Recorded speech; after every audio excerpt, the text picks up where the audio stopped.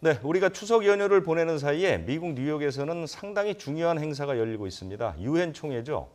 이 기회에 문재인 대통령과 트럼프 대통령의 정상회담이 있었고요.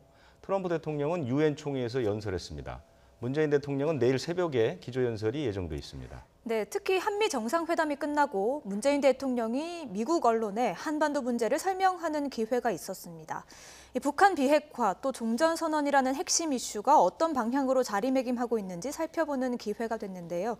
네, 전문가 두 분과 자세한 이야기 나눠보겠습니다.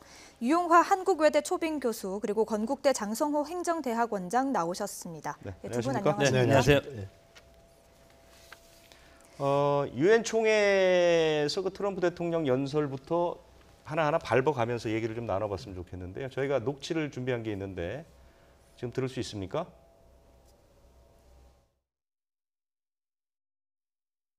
We have engaged with North Korea to replace the specter of conflict with a bold and new push for peace.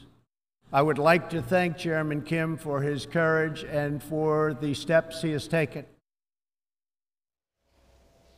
예, 먼저 두 분 어떻게 들으셨습니까? 지난해 연설과는 조금 달라진 모습이었는데요.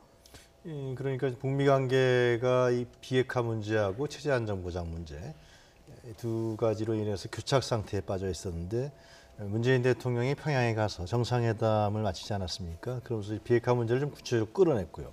그래서 평양 선언을 끌어냈던 부분에 있어서 결국 문재인 대통령과 김정은 위원장이 합의한 내용 자체가 또 트럼프 대통령이 전달이 됐고 이런 부분들이 전향적으로 나타난 결과가 아니냐. 그래서 트럼프 대통령이 유엔 기조연설에서 김정은 위원장에 대한 태도를 완전히 바꿔서 상당히 긍정적으로 적극적으로 임했다는 것은 우리 평양 선언과 평양 정상회담이 상당히 긍정적인 영향을 미쳤다 이렇게 판단할 수 있을 것 같습니다. 우리 장 대학원장께서 한 말씀. 트럼프 대통령은 정치인이고 미국의 대통령이기 때문에 미국의 국익을 생각하게 되는 위치고 그리고 오는 11월 6일 날 미국의 중간선거가 있지 않습니까? 네. 그렇기 때문에 트럼프 대통령에 있어서 북한 문제는 상당히 큰 정치적 의미가 크다. 그래서 지금 북한 문제를 어떻게 해결할 것인가. 지난해까지만 해도 북한이 강경책으로 나왔기 때문에 미국도 마찬가지로 강경책을 쓸 수밖에 없다. 그래서 했는데 지금 1년이 지난 다음 문재인 대통령과 남북 정상회담, 북미 직접 정상회담까지 하지 않았습니까? 네. 이런 상황에서 이제는 손자병법은 그것이 있습니다. 100번 싸워서 100번 이기는 것보다도 부전이승, 싸우지 않고 이기는 것이 훨씬 효과적이다. 그런 것들이 있기 때문에 북한을 설득해서 북한의 핵을 완전히 포기하는 그런 것도 가능하겠다. 이런 것이기 때문에 지금 1년 만에 완전히 지금 돌변하지 않았습니까? 네. 이런 것들이 다 어떻게 보면 압박과 회유, 이런 트럼프의 전형적인 외교적인 모습이라고 봅니다. 네. 문재인 대통령이 남북 정상회담을 마치고 외부에 밝히지 않은 것이 있다. 이것을 가지고 트럼프 대통령에게 설명하겠다. 그래서 이제 그것이 종전선언과 관련된 것이 아니냐라는 예측들이 있었죠. 그런데 어제 미국 쪽에서는 종전선언 얘기는 사실 나오지 않았거든요. 네. 논의가 어느 정도 됐다고 보십니까?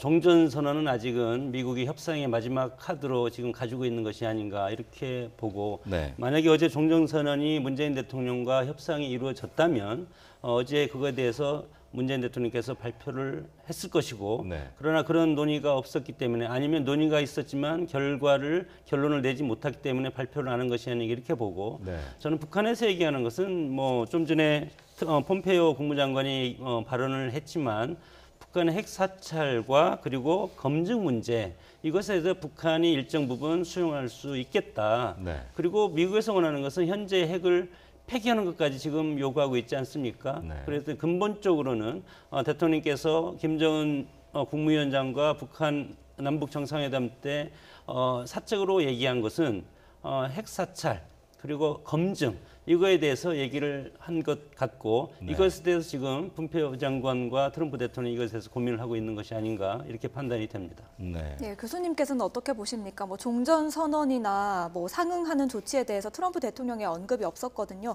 어떤 의도라고 보십니까? 그거는 이제 협상 과정이라든가 아니면 북미 정상회담이 마련됐을 때 그것은 선언적이라든가 논의될 사항이겠죠. 지금은 그러나 문재인 대통령이 상당히 공감대를 형성했다 그러고요. 그리고 북한의 김정은 위원장이 평양 정상회담에서 상응 조치가 있으면은 영변에 대한 핵폐기를 완전한 영구적인 핵폐기를 검토하겠다 적극적으로 네. 이런 얘기를 하지 않았습니까? 그래서 영변에 대한 핵폐기 계속해서 미국에서 요구했던 사항이거든요. 네. 근데 제일 중요한 사항입니다. 근데 상응 조치라는 얘기를 없어요. 그것은 뭐 외교관이나 일반적으로 다 이제 종전선언이다 이렇게 얘기하고 있는 거 아니겠습니까? 근데 그것을 뭐 지금 예를 들면 한미 정상회담에서 그것이 종전선언이다 이렇게 얘기할 수는 없는 것이죠. 그래서 이제 이후에 북미 정상회담 김정은과 트럼프 대통령이 만났을 때 그 문제가 논의되면서 종전선언과 어느 정도 수위에서 할 것이냐 상호 간에 밀고 당기는 부분들이 이루어질 텐데요. 지금 돌아가는 흐름을 봤을 때는 상당히 전향적으로 진행되고 있는 것이 아니냐. 그리고 가까운 시일 내에 북미 정상회담도 열리게 될 테고요. 그리고 이 교착 상태에 빠져 있는 부분을 지금 문재인 대통령이 실제로 북한에 가서 평양에 가서 김정은 위원장과 협의 속에서 많이 풀어냈다. 근데 그것이 단초만 만든 것이 아니라 상당 부분에 있어서 북미가 접근할 수 있는 굉장한 그 뭐랄까요 방향까지도 만들어줬다. 그런 커다란 성과가 있었다는 걸 우리가 결과적으로 볼 수가 있습니다. 그렇기 때문에 향후 어떻게 뭐 전환될지 봐야겠지만은 미국의 조야 관계를 미국의 정치권이라든가 이런 부분이 북한에 대한 신뢰가 상당히 약하거든요. 네. 기존에 있어서 이런 부분들 잘 설득해내고 그런 부분들을 만들어 나간다는 트럼프 대통령이 구상하고 있는 탑다운 방식으로 해서 이 문제가 상당히 급속도로 해결될 가능성 상당히 보인다. 그렇게 저는 생각합니다. 예. 그래서 문재인 대통령이 그 폭스 뉴스하고 인터뷰 이제 그 인터뷰 대상 매체도 사실 굉장히 보수적인 그렇죠. 매체로 보는 예. 것 같고요. 또 뭐 국제 전문가들 앞에서 연설하고 이런 것을 통해서 사실은 종전 선언과 비핵화 문제를 설명하는 부분을 상당히 할애를 했거든요. 그런 그러니까 것들은 좀 효과를 볼 수 있다 이렇게 보시는 건가요? 뭐가 입구냐라는 게 중요한 거 아니었습니까? 네. 결국에는 북미 간의 교착 상태에서 안 풀어졌던 게 빨리 먼저 내놔라 이런 거였는데 네. 우리는 다 내놨는데 왜 안 내놓느냐 이런 식이었는데 이제 결국은 이제 그 ICM 발사대, 시험 발사대, 동창리에 이런 걸 네. 이제 영구 폐기하겠다. 그러니까 그런 이제 뭐 인스펙션이라는 용어를 안 썼지만 실제로 전문가의 참관이라는 것은 사찰을 받겠다는 의미나 마찬가지였거든요. 그렇죠. 그런 속에서 일단 내놨고 북한의 김정은 위원장이 그다음에 이후의 과정에 대해서 얘기를 했기 때문에 문재인 대통령이 얘기하는 건 뭐냐면은 이제 그걸 내놨으니까 그러니까 이제 상응 간에 병행하는 동시적인 원래는 이제 일괄 타격인데 일괄 타격이 전체가 다 안 되니까 동시적인 병행하는 조치를 할 필요가 있지 않겠느냐. 그것은 종전선언과 또 이제 북한에서는 이제 영변 핵폐기 또 이제 좀 더 나간다면 다른 부분이 논의될 수 있겠죠. 지금 네. 뭐 미국에서 얘기하는 여러 가지 핵 문제 관련 부분들이 있으니까 그리고 또 이제 뭐 문재인 대통령이 이제 얘기한 것은 평양 연락사무 설치라든가 미 이제 전문가들 들어가서 사찰을 한다 그러면 IAEA 사찰까지 들어간다 그러면 이제 뭐 숙식이라든가 이런 걸 해야 되니까 그럼 평양 연락사무소를 두자. 평양 연락사무소를 둔다라는 것은 굉장히 급진전되는 과정들이죠. 맞습니다. 그런 과정들을 해나가자고 이제 문재인 대통령이 굉장히 구체적으로 얘기를 하고 있어요. 근데 제 생각에는 굉장히 구체적으로 얘기하고 있다는 것은 결국 김정은 위원장과 상당히 지금 굉장히 구체적으로 많은 얘기를 했다. 라고 우리가 좀 애들러서 짐작할 수 있다고 생각합니다. 예. 네. 예, 그렇다면 그 경제 제재에 대한 이야기는 어느 정도 구체적으로 나왔을까요? 사실 트럼프 대통령이 연설에서 비핵화까지는 제재를 계속 유지할 거라고 했거든요. 그러니까 이제 그 경제 문제가 사실상 핵심이에요. 저는 개인적으로 그렇게 생각해 보냐면요. 완전한 비핵화하는데 사실 완전한 비핵화가 어디 있겠습니까? 예? 나중에 그거는 지금 북한 같은 경우는 뭐 핵 기술 능력 연구자도 있고 그리고 우라늄도 사실상 좋은 아주 양질의 우라늄이 북한에 생산되고 있어요.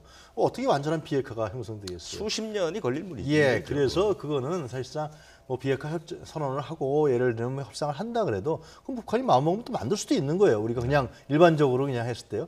그럼 완전한 비핵화는 뭐냐? 그냥 말씀하신 대로 경제적 자본이 들어가는 겁니다. 자본이 들어가서 결국은 국제사회의 국제 경제 속에 편입시키는 문재인 대통령이 이번에 이제 뭐 세계은행이라든가 아니면은 IMF에 김정은 위원장이 가입할 의사가 있다라는 얘기까지 전언을 했어요. 네. 그러니까 세계 경제에 편입시켜서 국제사회에 편입시켜서 국제적 자본이 들어가고 그 속에서 경제 지원이 되고 경제 교류가 되고 발전되고 그러면 당연히 이것은 비핵화가 될 수밖에 없는 그런 과정으로 가는 것이다 이렇게 볼 수밖에 없는 것이죠. 지금 그 비핵화를 바라보는 기준점이 북한과 우리나라 그리고 미국의 그 미묘하게 차이가 있는 것 같아요. 그러니까 어떤 것이 비핵화냐? 비핵화의 기준점 이 부분에 대한 차이는 어떻게 설명할 수 있겠습니까? 핵과 관련해서는 과거 핵, 현재 핵, 미래 핵이 있는데 네.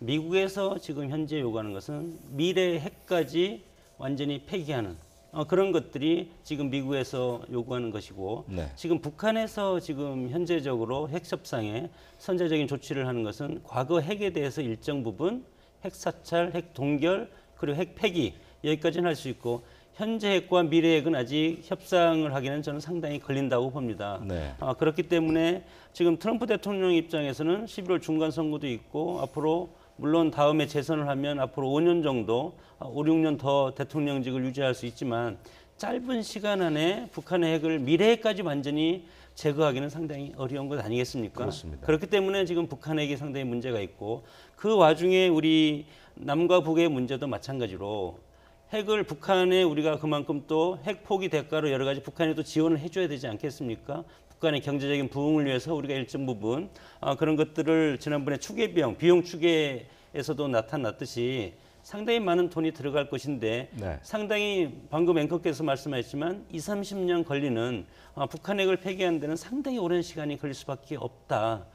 그렇기 때문에 지금 미국과 북한과 우리의 이런 3자 간에도 상당히 시각차가 상당히 큰데 이런 것들의 합일점을 이루기는 상당히 어려운 것이 아니겠습니까? 그렇기 때문에 이 협상의 과정이 상당히 난해하고 그리고 어렵고 언제 어디서 어떤 돌출 변수가 생길지도 모르고 이런 것 때문에 상당히 지금 위험스러운 과정이 계속 지속되고 있는데 특히 우리 내부에도 마찬가지로 북한 핵과 관련해서 상당히 보수 정당과 진보계열 정당이 상당히 지금 갈등 양상을 보이고 있지 않습니까?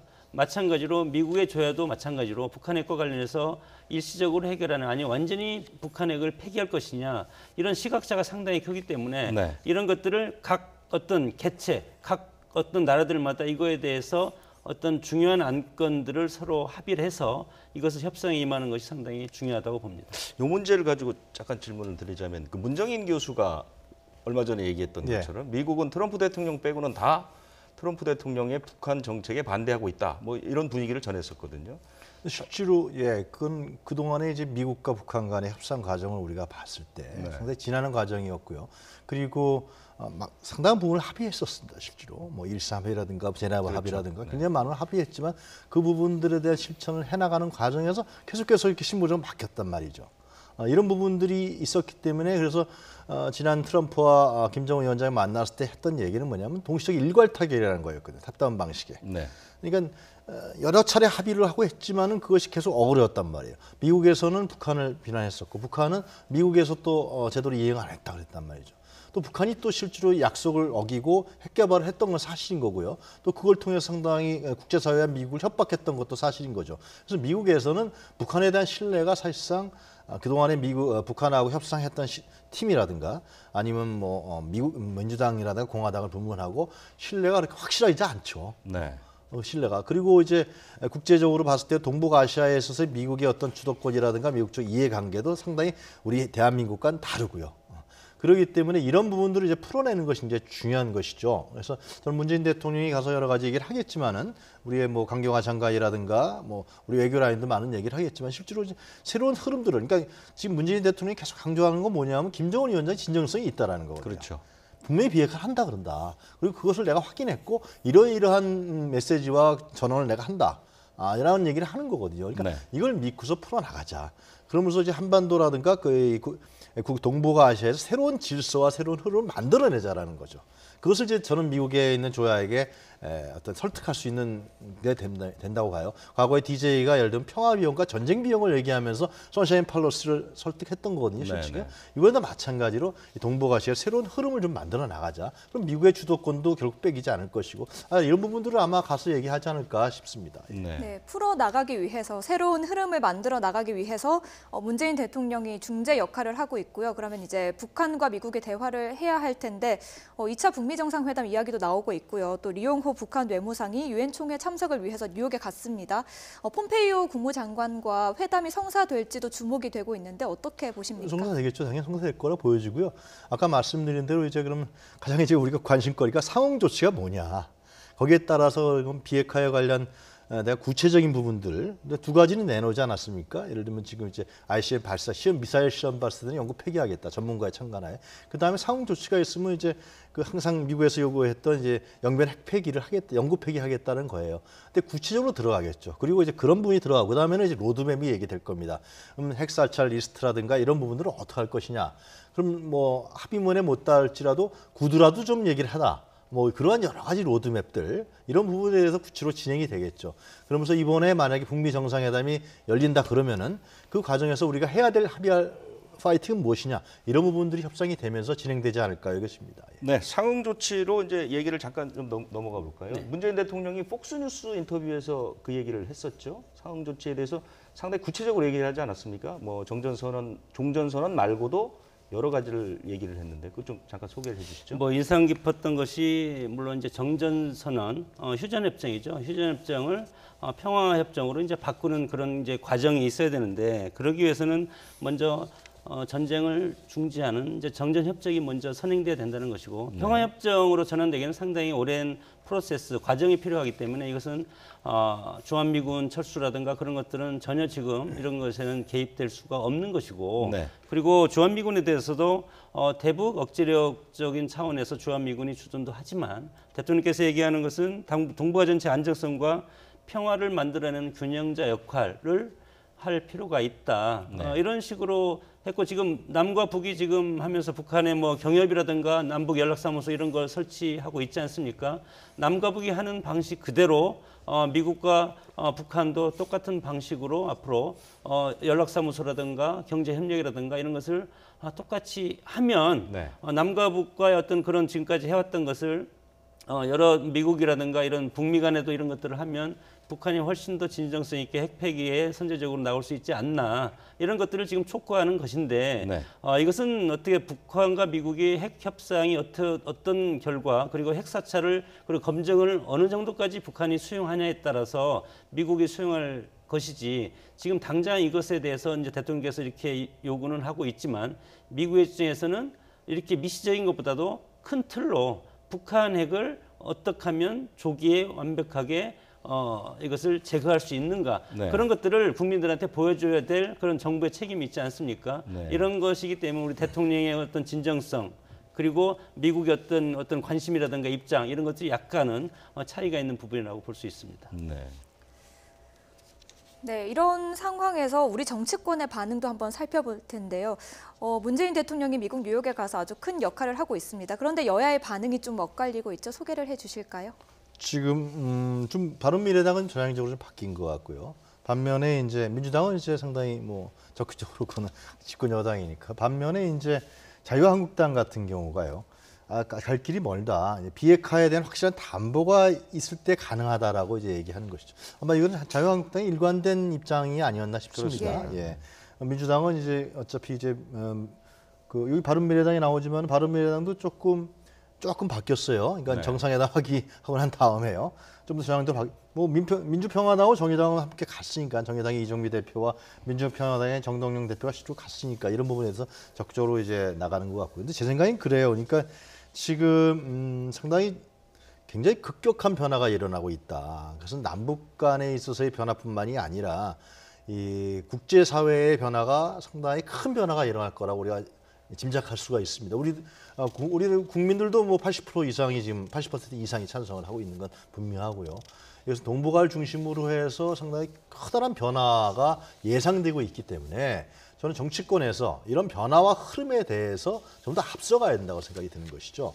만약에 이것을 정략적이라든가 정치적 이해관계에서 반대한다든가 그 흐름을 거슬린다든가 그렇게 되면 제가 봤을 때는 엄청난 그 파도 앞에서 아마 그 정치들은 맥을 못 추게 될 거라고 저는 얘기할 수가 있습니다. 그렇기 때문에 이러한 거대한 흐름, 계속 고속 열차가 지금 달리고 있는 거거든요.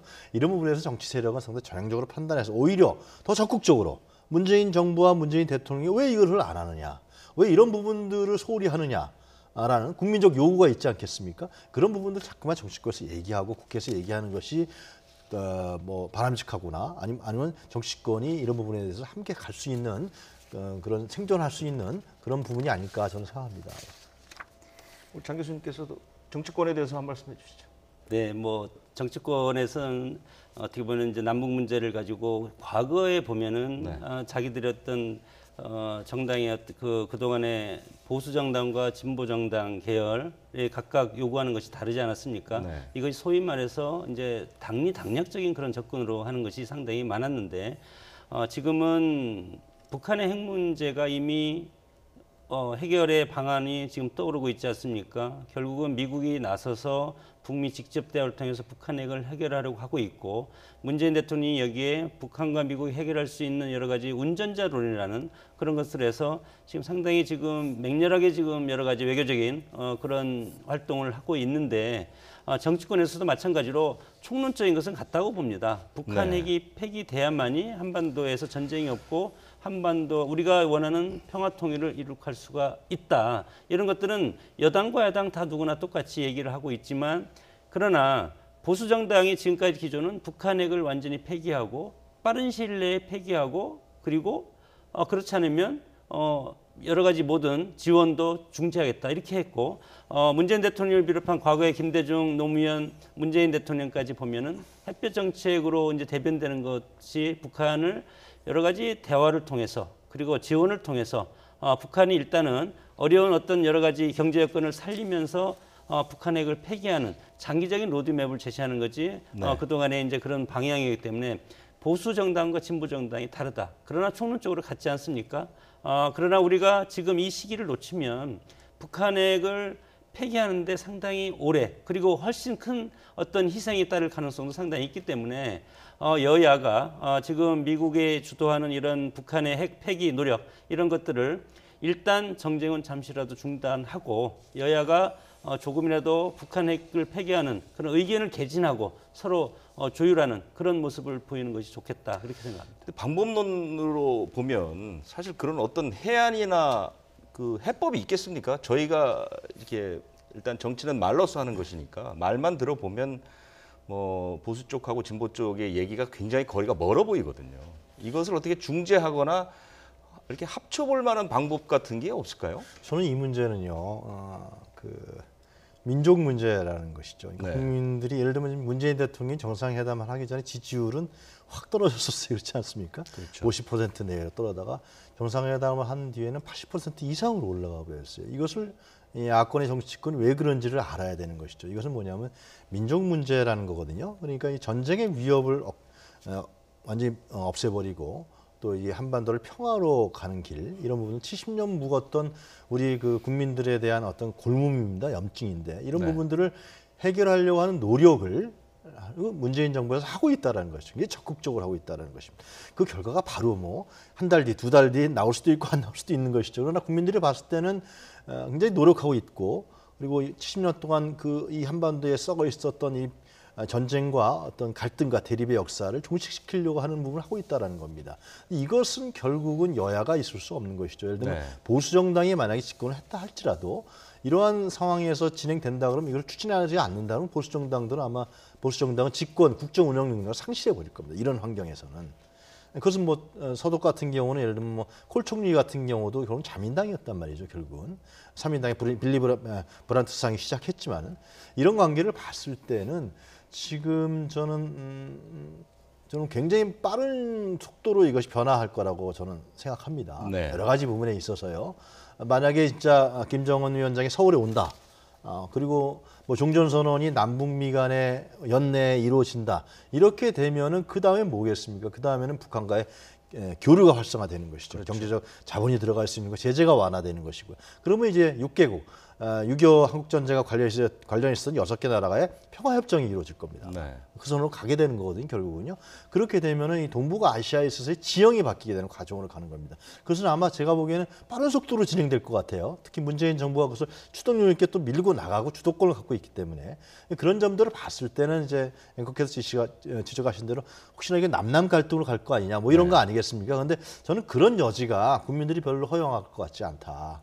이런 거는 국민들이 강력하게 원하고 있고 또 국제적 흐름도 이렇게 바뀌고 있기 때문에 네네. 그래서 저는 보수 정당도 상당히 좀 정확하고 확실한 인식을 해야 된다. 그리고 판단도 좀 바뀌어져야 되지 않냐 그렇게 생각합니다. 예. 네. 동서독의 통일도 어떻게 보면 동독이나 서독이나 내부적으로는 하나가 돼서 동서독이 통일이 된 거라고 저는 생각을 상당히 하고 오랜 기간 동안 오랜 교류가 있었죠. 30년 동안 교류가 있었고 동독하고 그리고 서독도 내부적으로 마찬가지로 하나가 돼서 우리가 통일을 하겠다. 네. 그런 정치권에서도 그런 단일된 대우가 있었는데 우리는 지금 그런 것들이 약간 지금 흐트러지고 있지 않습니까? 이것이 바로 북한의 핵 때문에 네. 독일 통일과 이제 상당히 다른 부분인데 그러나 결국은 독일 통일도 0% 육자회담을 통해서 동서독 육자회담을 통해서 독일 통일이 마지막에 완성이 됐고 우리도 마찬가지로 남과 북이 통일이 된다고 하더라도 주변 사강과 같이 해서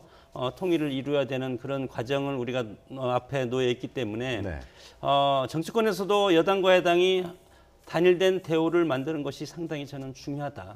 이것이 지금 상당히 큰 가파른 정교육회를 앞두고 여러 가지 갈등의 요소가 상당히 많지 않습니까? 네네. 북한과의 관대 핵과 관련해서도 마찬가지고 판문점 선언이라든가 이런 거 비준 문제 같은 것도 마찬가지이기 때문에 이런 것들이 해결되지 않으면 우리가 주변 강대국들이 우리를 서로 남과 북을 그리고 남에도 보수당과 진보 쪽 이런 것들을 이용할 가능성이 상당히 크기 때문에 정치권에서도 이거에 대해서 앞으로 북한 핵을 폐기하고 통일에 대한 그런 것들을 정치권 내에서 하나의 목소리로 만드는 과정이 필요하다고 봅니다. 네.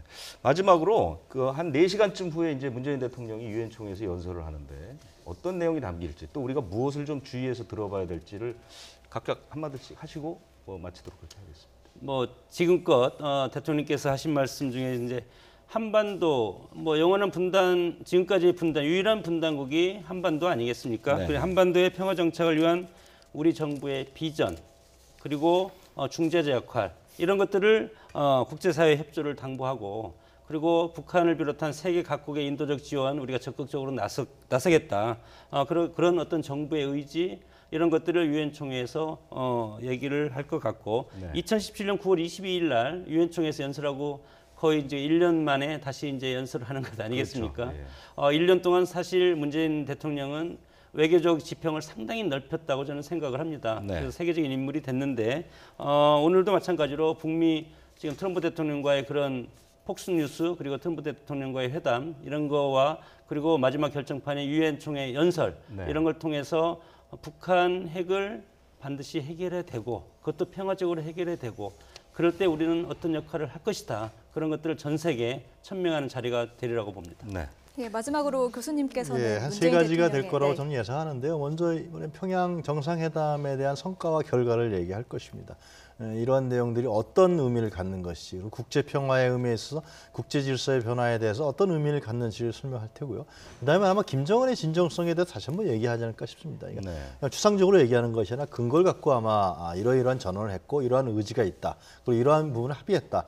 라는 얘기를 할 거라고 생각이 들고요. 그렇기 때문에 국제사회가 북한을 이제는 적대적인 어떤 그런 고립적 국가라기보다도 이제는 같이 좀 할 수 있는 그런 포용적인 그런 부분으로 국제사회가 좀 손을 내밀어야 되는 거 아니냐라는 생각이 들고요. 그다음에 이제 이 북미 관계라든가 한반도에서 평화가 진전되기 위해서는 유럽의 지원도 상당히 중요합니다. 유럽 국가들의. 그래서 향후에 북미 정상회담이라든가 이런 내용에 대해서 국제사회가 좀 지원도 해주고 성공적인 결과를 할 수 있도록 좀 함께 좀 노력하자. 그것이 바로 한반도의 평화가 국제사회 평화다. 이런 부분을 강조하지 않을까 여겨집니다. 네, 알겠습니다. 네, 지금까지 유용화 한국외대 초빙 교수 그리고 건국대 장성호 행정대학원장 두 분과 함께 말씀을 나눴습니다. 고맙습니다.